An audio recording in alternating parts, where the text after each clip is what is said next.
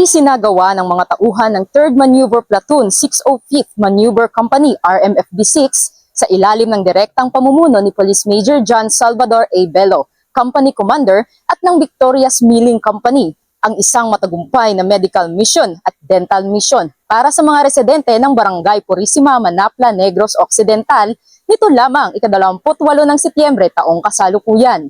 Ang medical mission ay naging matagumpay at nakabigay ng serbisyo sa humigit kumulang 120 residente sa nasabing lugar.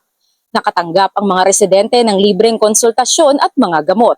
Bukod sa mga serbisyong medical at dental, nag-alok din sila ng libreng gupit para sa mga residente. Ang simpleng serbisyong ito ay nagbigay ng malaking tulong sa mga benepisyaryo, hindi lamang sa aspetong pisikal, kundi pati na rin sa kanilang pangkalahatang kagalingan.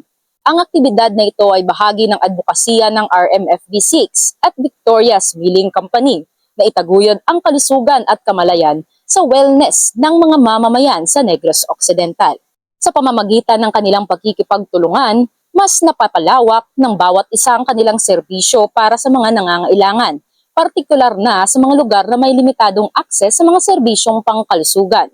Patuloy na magsasagawa ang ating kapulisan kasama ang iba't ibang ahensya ng mga ganitong uri ng aktibidad na naglalayong itaguyod ang kalusugan at kabutihan ng bawat mamamayan sa kanilang komunidad. Mula rito sa Police Regional Office 6, ako ang inyong PNN Correspondent Patrolwoman Justin May Halyores, alagad ng batas, tagataguyod ng Balitang Pulis.